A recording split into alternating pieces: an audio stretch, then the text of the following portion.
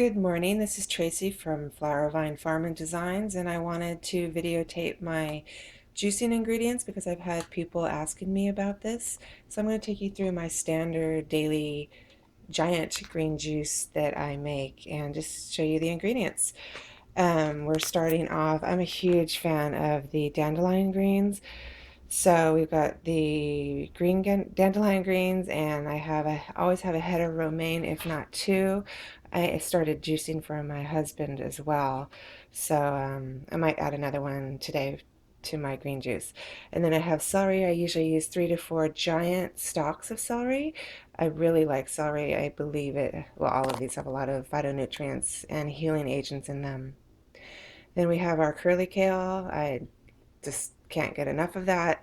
Any kind of kale is good. I use whatever I have in the fridge, so I have that today. I also grow it myself.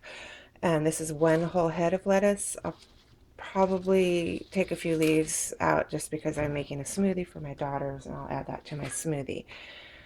The next thing would be the red Russian kale. This is the kale, some people call it winter red. It's red Russian. And I usually use a whole bunch of this, meaning the whole bunch, and a whole bunch, either way. There's red dandelion. This is the red dandelion I'm always talking about on my site on Facebook, Flower Vine Farm and Designs. I use that every morning. I've heard that dandelion greens are the highest in vitamin A of all the green leafies. I don't know if that's true, but I'm going to assume it is. There's more red Russian. This is probably my all-time favorite.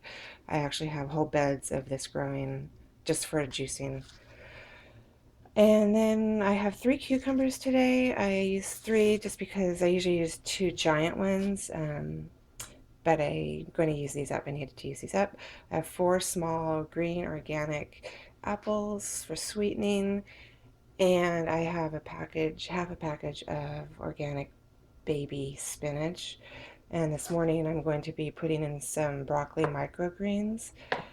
And then I use 1 carrot, organic homegrown carrot. I'm sorry, not homegrown from me, but homegrown. A prickly pear or a cactus fruit. You'll see this in your neighbor's yard. I highly recommend asking your neighbors if you can pick them if they haven't been grown with pesticides. People just let them drop, and they're just full of seeds and they're wonderful for you. Um, so I would be an urban forager if it was me and you have neighbors growing those. Some ginger. I'll probably use a pinky's worth. And then I switch out my fruits just for money purposes. I used to do a lot of fruits with this, but this is a Bartlett pear. I think it's a Bartlett. So that is a typical green juice for me, and I put it in a giant mason jar, which I can show you. Get it out of my cupboard, which is right here. This is not the small mason jar. This is a giant mason jar, and I will drink it in the morning, and then I put it in the car if there's any left over, and I keep it with me in my car because I come out of the botanical garden and I'm usually really hungry from hiking around. So it feels really good to have this in the car after a long, 2 hour, 3 hour hike. So there you go. This is my routine. And if you have any questions, you can email me through I'm sorry, through Flower Vine Farm and Designs on YouTube or my website as well.